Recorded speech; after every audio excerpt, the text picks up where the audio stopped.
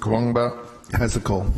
Thanks, Speaker. I rise today to contribute to this debate on the Debt Reduction Savings Bill, and no doubt through my contribution I'll refer to some memory lapses from those opposite. But I've just got to say I do really like to hear the member for Clayfield. He's been here a long time and he's interesting to hear. But he said something during his contribution about 8 assistant ministers, and that's a large number when I believe, could be wrong, but the LNP government had 14 assistant ministers. So I just like to. Anyway, as we've heard already, the objectives of this bill are to support Queensland's contribution to our debt retirement fund, to introduce a fee unit model for annual indexing of government regulatory fees, making the process simpler and more transparent, to integrate the staff, assets, records, resources and liabilities of Building Queensland into the Department of State Development, Infrastructure, Local Government Planning, to pivot the focus of work from identifying and leading business cases for government agencies to assist them in the progression of infrastructure priorities, to reintegrate the Public Service Business Agency into public safety entities. And I know I have some constituents in Kawangba who will particularly welcome that transition. The bill will also integrate the activities of the Queensland Productivity Commission into Queensland Treasury and the Queensland Competition Authority.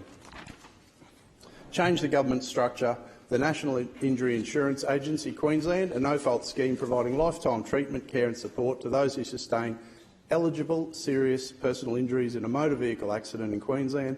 Also, to make it easier for governments to meet their legislated print and advertising requirements with recognition of society's growing preference for online mediums.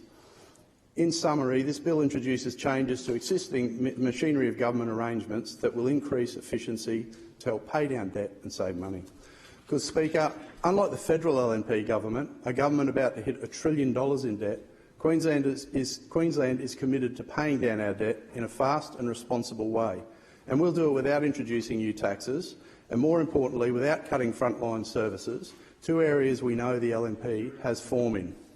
Speaker, we hear much in this place about asset sales from all sides. Those opposite constantly bleat about Labor's asset sales. Members opposite have said many times in this place, when they were in government, they never sold assets. This is untrue. Speaker, I'm no fan of asset sales, and it's well known I'm no fan of asset sales from any government.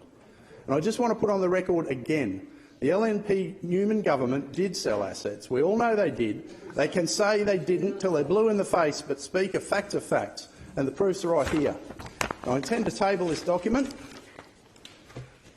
which highlights some of the $10 billion of asset sales let go during the Newman years. According to this document, Speaker, the article from the Financial Review by Mark Ludlow itemises the $10.7 billion the Newman government let go. It starts with a line, and I quote, "The Queensland government, read Newman LNP government, has sold more than $10 billion of assets since elected in 2012, despite claiming it would wait for a privatisation mandate at the next election." And then, some of the highlights of the larger sales are $824 million of property, including the executive buildings, $7.1 billion sale, Queensland Motorways, privatised from QIC, sold to a private company from QIC, $3.8 billion sell down in the rail operator Horizon, the stake in South Australian electricity supplier Electronet to a Chinese company, $500 million. Electronet, I remember being at Powerlink when we heard about that. Speaker, they even tried to sell the Kalanga State School Oval, but thankfully we stopped that.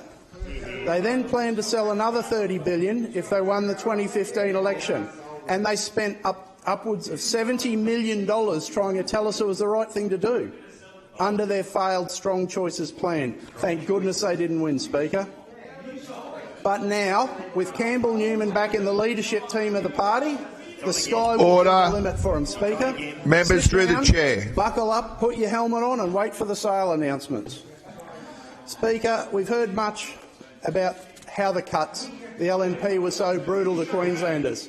One that has sort of slipped under the radar that I'd like to highlight. Can you just pause the clock? With the cuts to the pause the clock, Minister, and the member for Gregory. Through the chair, or you want to take it outside? I'm trying to hear the speech and talk civilly. But you have the call. Speaker. We've heard much about the cuts of the LNP and how brutal they were, Speaker. One sort of slipped under the radar that I'd like to highlight was the cuts to the electricity network I worked in. Speaker, we had a redundancy built into our network called N-1. Members will remember the rhetoric from those opposite about gold plating the network. This gold plating was N-1, or redundancy, or to simplify it for those who are unaware, network security. Thank goodness that the majority of the major electrical infrastructure that we rely on in this state was built under N-1, or outages like yesterday's generator fire and system trip could take days to restore. The quick restoration of our power grid was due to our publicly owned network and loyal workforce in the industry. If the LNP had gotten away with selling our electricity network, we'd literally still be in the dark. Speaker, we also know the LNP's record when it comes to cutting frontline services bites hardest in some of our most vulnerable communities, like in the federal electorate of Longman, which includes some of the suburbs I represent in this place. That's why I was so pleased to hear the announcement by the federal opposition leader Anthony Albanese a week ago that Caboolture local Rebecca Fanning will be Labor's candidate for Longman at the next election. She has credentials, and this is where this ties in, because she worked for former Labor Treasurer Wayne Swan. Member for Coronga, take your seat. What's your point of order? As interesting as it is to hear about Labor's candidate for that area, it's got nothing to do with the bill, and I ask you to bring the member back to the bill. Thanks, Speaker. I'll return to the bill. You have the call. Yeah, okay, Speaker. We all love Queensland, and as a state, we've led our way through our recovery efforts in the face of the continuing COVID-19 global pandemic. Thanks to Rebecca Fanning loves Queensland too, by the way. Thanks to the remarkable personal efforts of all Queenslanders, and thanks to the decisions made by our government. While other countries are shutting down, in Queensland we're gearing back up, and we've managed to keep our credit rating strong while investing in infrastructure projects right across our state. Projects that are creating jobs and projects that will leave a positive legacy for our future generations.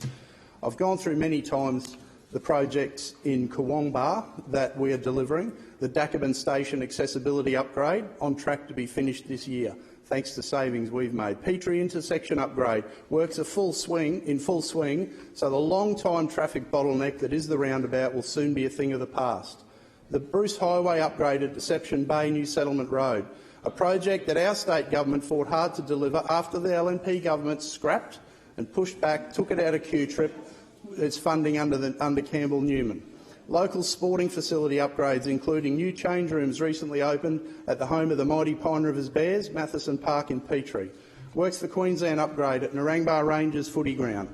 Tennis centre at Harris Avenue in Narangba, $2 million for that. New lighting for the Burpengary Jets home ground, and tens of thousands of dollars in grants to help small businesses adapt their operations in the face of COVID-19, with another 3 new grants programs just announced this month.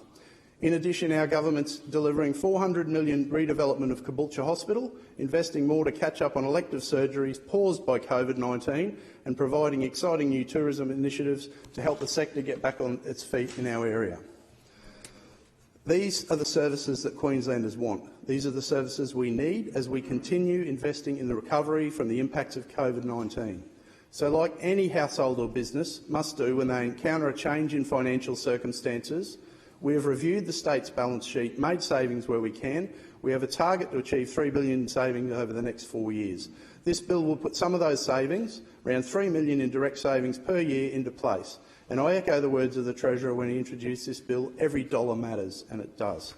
Speaker, I'm proud to be part of the Palaszczuk Labor government who puts our people first.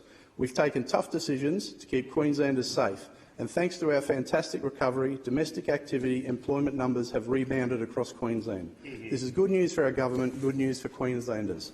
Speaker, we'll continue to find savings to deliver on our commitments to Queenslanders. The savings in these machinery of government changes are an important part of our plan to get on with the task of creating jobs, investing in infrastructure, delivering frontline services without cutting, sacking and selling. I commend the bill to the House.